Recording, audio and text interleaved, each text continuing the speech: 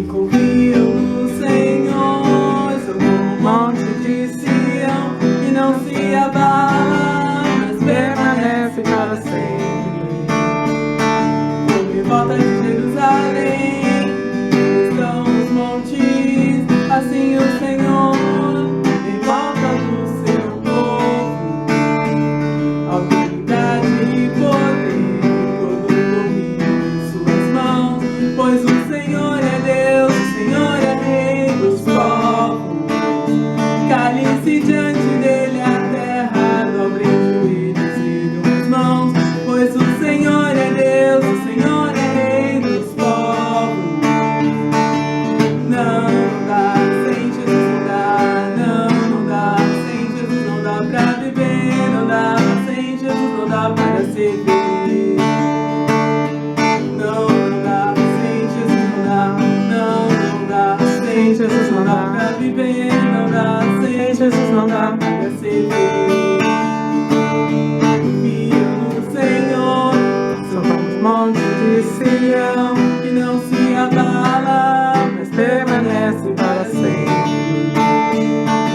Como a roda de Jerusalém estão os montes, assim o Senhor em volta do seu povo. Autoridade e poder, todo domínio em suas mãos, pois o Senhor é Deus, o Senhor é Rei dos povos. Cale-se diante dele a terra, dobrem os joelhos e ergam as mãos, pois o Senhor é Deus, o Senhor é Rei dos povos. Não dá, sem Jesus não dá, não dá, sem Jesus não dá pra viver, não dá, sem Jesus não para ser feliz. Não dá, sem Jesus não dá, não dá, sem Jesus não dá pra viver, não dá, sem Jesus não dá para ser feliz. Glória a Deus. A paz do Senhor a todos. Hoje o tema da mensagem é: devemos amar a Deus. Lá em Lucas, capítulo 10, verso 27, tinha um perito da lei que estava respondendo para Jesus como ele interpretava a lei. E ele diz assim: amarás ao Senhor teu Deus de todo o teu coração, e de toda a tua alma, e de todas as suas forças, e de todo o teu entendimento, e ao próximo como a ti mesmo. E Jesus lhe disse: respondeste bem, faze isso e viverás. Como sabemos que alguém ama a Deus? Quem ama a Deus conhece a Deus, primeiramente, né? E como que ele conhece a Deus? Deus se faz conhecer através da sua palavra. Então, estudar a Bíblia. Não entende? Compra um livro, uma Bíblia de estudos. E insiste, tem que ler a Bíblia para poder entender quem é Deus. Quem ama a Deus, ele obedece a Deus também. Procura saber o que Deus requer dele. Quem ama a Deus, ele procura não macular a santidade de Deus, procura não ferir a sua palavra e procura não entristecer o Espírito Santo de Deus. Por isso ele procura não pecar contra Deus. Ele tem um relacionamento com Deus, relacionamento de oração, leitura da palavra, a prática também da palavra de Deus. E ele vai aprendendo a ter o seu caráter renovado, a sua mente transformada através do Evangelho e do poder do Espírito Santo. Quem ama a Deus também se entrega a Deus, totalmente a Deus, entrega o seu caminho ao Senhor. Ele não depende de homens, de pessoas, ele depende somente de Deus. Para ter uma ideia, as mulheres, essas que dependem do marido, só do marido, e não dependem de Deus. Se o marido morre, se o marido vai embora, como é que elas vão viver? Elas têm que depender primeiramente de Deus. Os homens também têm que depender primeiramente de Deus. Tem que aprender a ter uma vida dependente do Senhor, entregar a sua vida ao Senhor. Jesus falou que Quem quer vir após a ele, negue-se a si mesmo, toma a sua cruz e siga. Amém? Temos que negar a nós mesmos. Paulo, ele conhecedor de Deus, ele faz um hino para Deus. Eu vou ler aqui, está em Romanos 11:33. Hino de louvor a Deus. Ó profundidade da riqueza, da sabedoria e do conhecimento de Deus. Quão insondáveis são os seus juízos e inescrutáveis os seus caminhos. Quem conheceu a mente do Senhor, ou quem foi seu conselheiro? Quem primeiro lhe deu para que ele o recompense? Pois dele, por ele e para ele são todas as coisas. A ele seja a glória para sempre. Amém. Glória a Deus. Agora eu vou falar sobre como é quem não ama a Deus. Não vou dar minha opinião, vou falar o que está na Bíblia, na palavra de Deus. Para isso eu vou usar um capítulo de Ezequiel, capítulo 8. Vou falar como é que era a situação naquela época. O povo de Israel e de Judá tinha aliança com Deus. Agora eu vou falar do povo de Judá.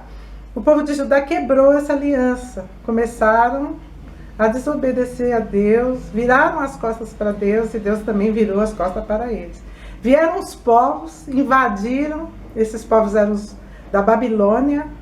O rei Nabucodonosor foi lá, invadiu Judá, destruiu o templo que eles tinham, onde a glória do Senhor estava lá, e levou cativo para a Babilônia só a elite, né? Só os nobres, as pessoas mais inteligentes. Eram 10 mil deles. E entre eles estava Ezequiel. Ezequiel, profeta de Deus, jovem, 26 anos mais ou menos, foi junto com a elite morar na Babilônia. Eles não estavam felizes porque eles estavam longe da pátria deles. Eles estavam longe do templo do Senhor. E ficaram lá por muitos anos. E parece que no sexto ano, quando Ezequiel estava na sala da casa dele e os anciões de Judá, os sacerdotes estavam na frente dele, ele teve uma visão. A visão que ele conta é de uma aparição como de um homem. Só que é assim, da cintura para baixo era todo de fogo. E da cintura para cima era como metal reluzente, cor de âmbar, né? Então aquela aparição muito forte veio para cima dele, estendeu a mão, puxou ele pelos cabelos, pelas tranças do cabelo. Era uma visão, irmãos. E levou ele lá para Jerusalém, para o templo, lá na parte norte do templo. Chegando lá, Deus falou com Ezequiel, falou: vê, Ezequiel, olha na frente do templo o que tinha na parte norte. Tinha uma imagem de uma deusa dos cananeus, a Será. E ele falou: tá vendo as abominações que o povo está fazendo? Falou para ele, lá na entrada do parte norte, né? Então esse ídolo provocava ciúmes, a ira de Deus. Porque Deus zelava por aquele lugar, porque era lá que a glória de Deus se manifestava. E era lá que deveria ter respeito para com Deus. E eles estavam levando ídolos. E Deus ainda falou para dizer que coisas mais abomináveis ainda haverás. E levou ele lá para outra parte. Na porta tinha um buraco. E ainda Deus falou: cava mais o buraco. Ele cavou mais. E lá na parede estavam pintadas. Na parede de todos os lados, com pinturas de ídolos que Israel levou para lá. Um monte de ídolos. E tinha até animais, répteis, tudo pintado. E os anciãos, esses sacerdotes, né? Eles estavam adorando esses ídolos. Eles estavam com incensário na mão.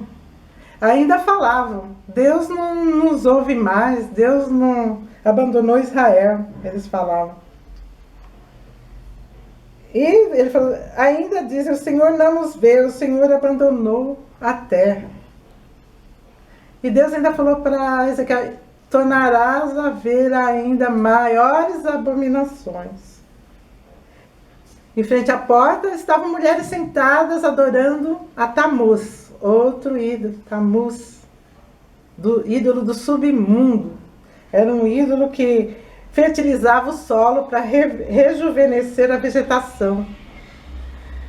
E ele falou, ainda verás coisas mais abomináveis, falou para Ezequiel.